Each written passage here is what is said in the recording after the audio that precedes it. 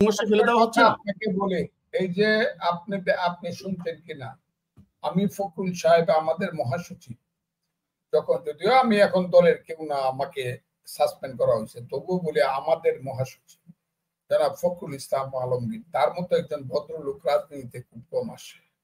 উনি কিন্তু আমার চেয়ে 1 বছর, ওনার বয়স এখন 79 বছর। 1 নম্বর, যখন উনার জনপ্রিয়তা, উবায়দুল কাদের যখন সরকারি দলের জেনারেল সেক্রেটারি ছিলেন আর উনি যখন বিরোধী দলের বিএনপির মহাসচিব ছিলেন, দুইজনের জনপ্রিয়তা আকাশ পাতাল তফাৎ ছিল। উবায়দুল কাদের বক্তৃতা করলে টেলিভিশনটা মানুষ বন্ধ করে দিত, আর ফখরুল ইসলাম আলমগীরের বক্তৃতা শেষ না হওয়া পর্যন্ত মানুষ শুনত। সেই ধরনের একজন মানুষ কিন্তু জনাব ফখরুল ইসলাম আলমগীর। ভদ্রলোকের কোনো সীমা নাই, সীমাহীন। কত বকা খায় এখন জামাতের বকা, যেহেতু উনি বলছে মুক্তিযুদ্ধকে অবদমিত করা হচ্ছে, এই কারণে বকা খায়। আর যা হোক, ওই তার বাপ নাকি রাজাতে বাপ রাজাকার হয়েছে, কি হয়েছে, অনেক সময় মুক্তিযুদ্ধে বাপ ছেলে গুলি করে মারছে। ফখরুল ইসলাম আলমগীর তো মুক্তিযুদ্ধে গেছে রাশেদ খান মেননের সাথে, কথাটা একই দল করতো, রাশেদ খান মেনন, কাজী জাফর আহমদ, আব্দুল মান্নান ভূঁইয়া, ফখরুল ইসলাম, এরা তো এক দল, এরাই তো সেই দল। তো আমি যে কথাটা বলতে চাই, উনি যখন গেছে, আমি কিন্তু প্রথমেই বলছি উনি কেন যাবে? আমার দলের মহাসচিব ইউনূস সাহেবের সাথে যাবে কেন? যাওয়া উচিত না তো, কারণ উনি মহাসচিব, কোটি কোটি মানুষের নেতা। উনি ইউনূস সাহেবের সাথে যায় কি প্রটোকলে উনি যাবে? কারণ দেখা যাচ্ছে তার সাথে যাচ্ছে আবার একটা ছেলে এনসিপির, এর দলই পাইছে না, কি বলে, রেজিস্ট্রেশন পাইছে না, মার্কা পাইছে না দল, এই দলের ছেলে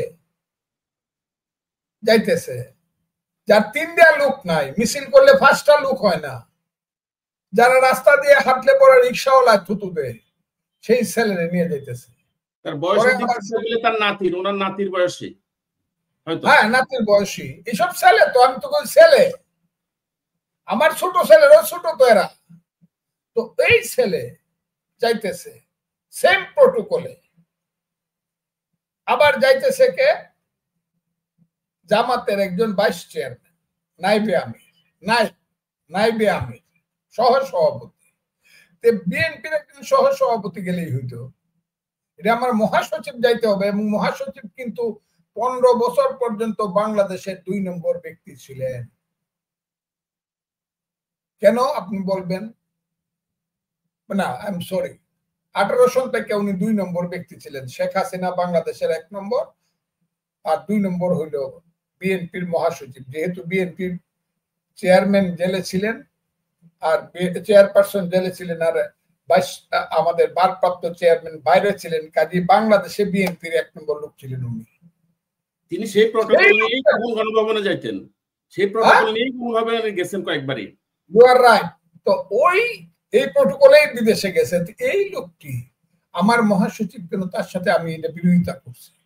হয়তো বা আমার দল এই ব্যাপারেও আমার বিরুদ্ধে অ্যাকশন নিতে পারে। আমি বলছি এটা মানুষ মনে করে it gives a wrong news to the people। এটা মানুষের কাছে ভুল সংবাদ যাবে যে বিএনপি বোধহয় ওই চাটুকারিতা করিয়া ওই ফিসে ঘুরিয়া একটু ক্ষমতার ভাগ চায়। আর যাইতেছে কে?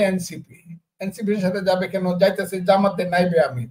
কেন যাবে জামাতের সাথে নাইবে আমিরের সাথে? যে জামাত বলে ফেলছে বিএনপি যদি বিরোধী দল হয় তাইলে চিন্তা করা যাইতে পারে তারেক রহমান দেশে আসবে কিনা, আমরা অবশ্যই সরকারি দল হব। চট্টগ্রামে বক্তৃতা করে বলছে, এই দলের সাথে যাবে কেন? আর এইখানে যদি গেল ইউনূস সাহেব, তাদেরকে রাইখা উনি উনার প্রটোকলে চলে গেলেন, উনি মহাসচিবকে নিয়ে যাবেন না? এইটুক ভদ্রতা উনার নাই? এদেরকে একদম